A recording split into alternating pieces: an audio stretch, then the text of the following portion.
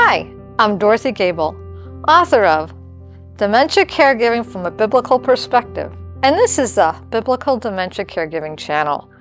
These videos are created to help and guide you through your caregiving journey, but are not a substitute for medical care. If you or your loved one is experiencing cognitive difficulties, contact your doctor for diagnosis and treatment options. In my last video, I talked about how a loved one could have dementia symptoms without having dementia. Huh? What is dementia? This is the most common question I heard while doing seminars on dementia caregiving. First, dementia is not one disease, but refers to a set of symptoms arising from various diseases that attack the brain. Dementia is a symptom like fever or headache that can be caused by a number of possible diseases.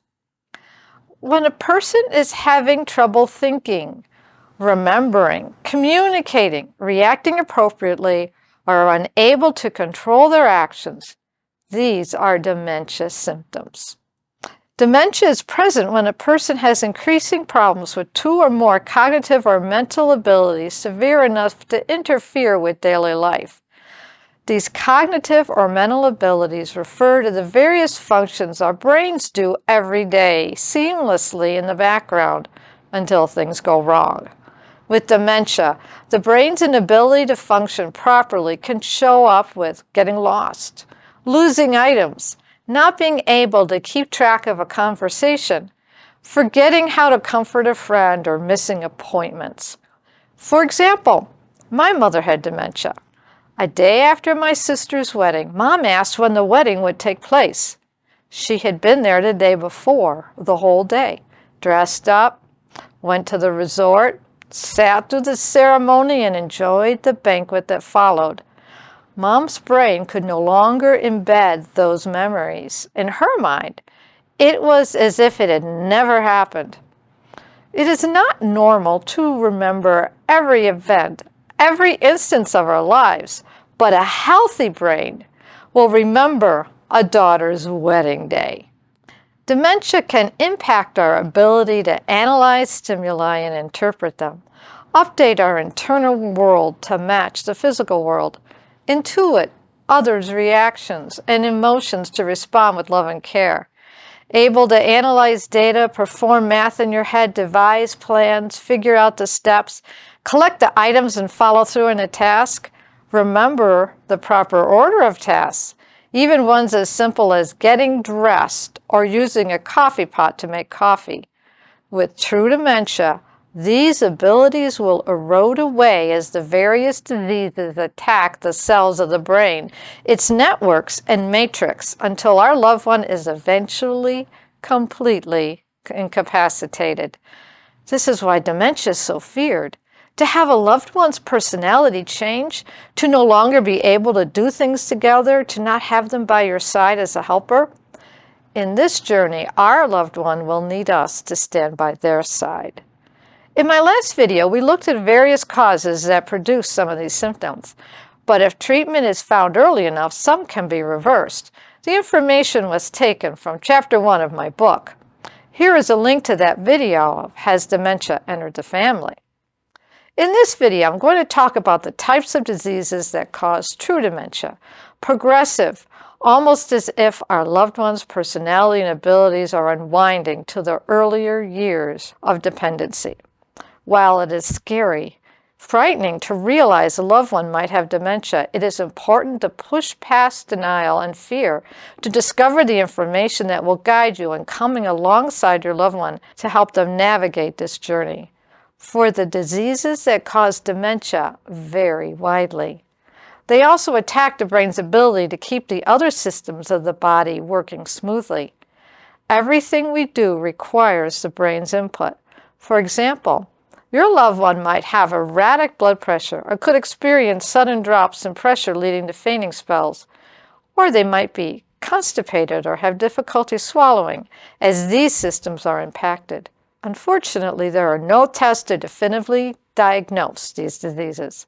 Your doctor must rule out other causes. If treatments cannot be found, the doctor will begin to sort out which disease or diseases might be involved by looking at the symptoms. For example, the most well-known disease, Alzheimer's, usually begins with memory issues, but the diseases that start in the front or sides of the brain, fronto-temporal degeneration, also known as FTD, usually begins with personality changes, difficulties making decisions, and managing finances, not memory issues. Now to the second most common question. Is dementia Alzheimer's? Well, yes and no. Alzheimer's is one of the diseases that causes dementia, but it is not the only one.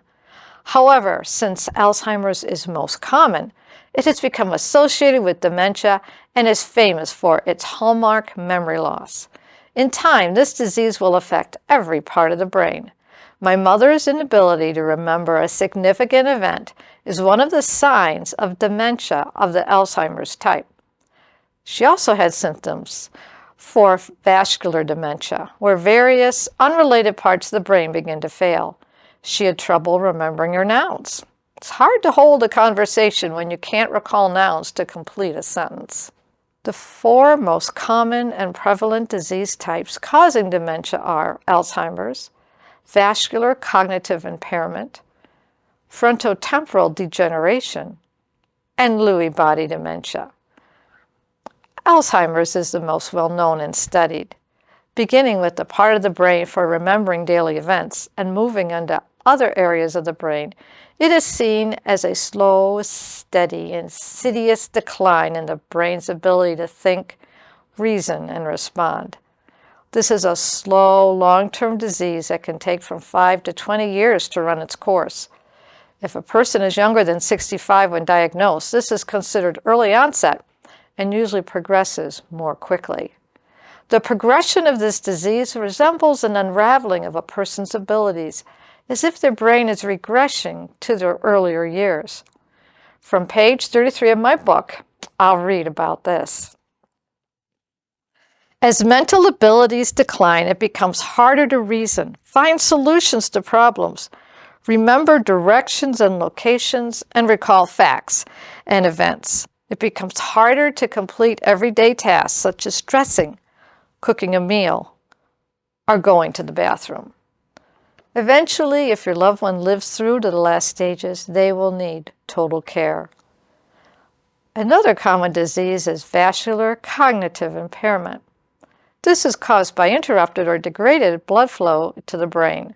Unlike strokes that affect particular regions of the brain, the degeneration of vascular impairment spreads until most of the brain is affected. It is very common for vascular impairment to occur with other diseases such as Alzheimer's or Lewy body dementia. The specific areas of the brain impacted will determine the particular symptoms you will see in your loved one, whether having difficulty speaking, seeing, keeping their balance, or losing the ability to do math. However, the progression is more step-like, with sudden drops in abilities, only to stabilize, but your loved one never fully recovers to their former level. My mother would suddenly not be able to get out of bed for a few days. Then the day later, she seemed to have bounced back somewhat.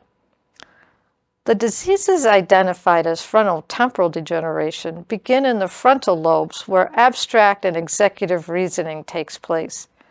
Often memory issues come later or not at all. Temporal refers to the sides of the brain where linguistic abilities are centered. The left side controls the technical parts of speech, interpreting sounds, crafting sentences. The right side controls the emotive, intuitive side, picking up emotions, projecting or anticipating what the other person might say or do. This part of our brain helps us connect with others with empathy, sympathy, and compassion.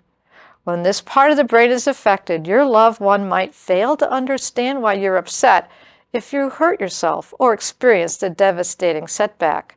With these diseases, personalities sometimes reverse.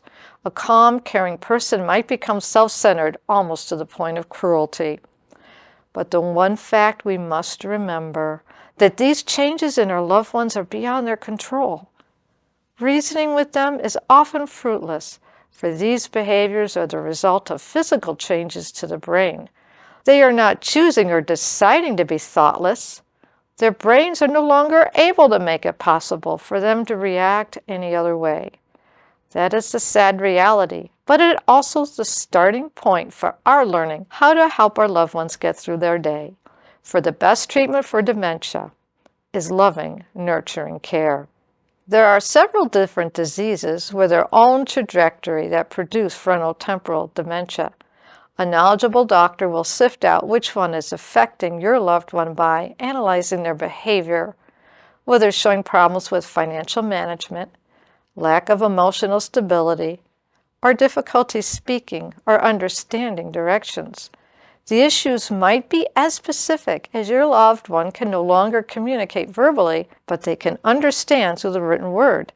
Discerning this issue points the way to helping your loved one through writing notes. The fourth major disease type is Lewy body dementia. Lewy bodies, when found in the brainstem, lead to Parkinson's disease, impacting movement and muscle control. When Lewy bodies form in the center and cortex, upper sections of the brain, it produces Lewy body dementia. This makes it hard for the various regions of the brain to communicate, such as streaming visual images to the frontal cortex for planning, or connecting cognitive regions to be able to discuss decisions. Loved ones with Lewy body dementia can have wide swings from being seemingly okay to the next day not being able to function. It is common for a loved one to interact well with company and be almost immobile after they leave.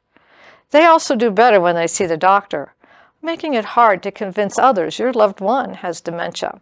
On top of this, it is common for a person to have more than one disease at the same time. Putting this all together, along with the fact that each of us have unique brains, a function of our genetics, upbringing, educational opportunities, individual experiences, and the extent to which we developed our brains for thinking and reasoning, produces your loved one's own unique set of symptoms. Be encouraged. Your loved one will probably not have every symptom in the list for diseases, and they might have others. The challenge is to document their current behaviors and compare them to past abilities. Alzheimer's can come on so slowly that it is barely noticeable until the symptoms increase to the point of creating problems with performing the activities of daily life. Finding your way to the store, remembering what you need, completing the process to pay bills, and not fall prey to scammers. While there is no cure, going through the process to find a proper diagnosis that fits your loved one's symptoms will help you and your loved ones plan for the future. For example, the changes from Lewy body dementia can make your loved one react badly to common over-the-counter medications. Working with a knowledgeable doctor, you can identify drugs that are no longer helpful or make necessary dosage adjustments.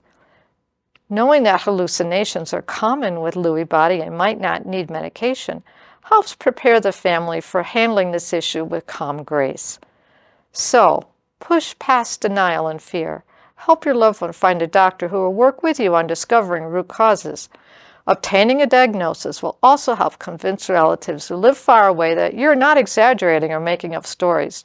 For more on this topic, read the second chapter in my book.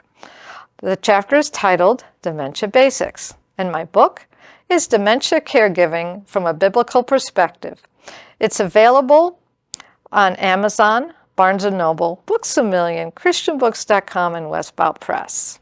Later videos will discuss how these diseases impact the brain, resulting in behaviors we would never expect in our loved ones. That will be taken from Chapter 3, Dementia's Assault on the Brain. If you found this video helpful, click the like. And to not miss out, subscribe. More videos are coming. Thanks for watching. These videos made possible thanks to my videographer and producer, my husband, Ralph Gable, creator of electronics for the inquisitive experimenter.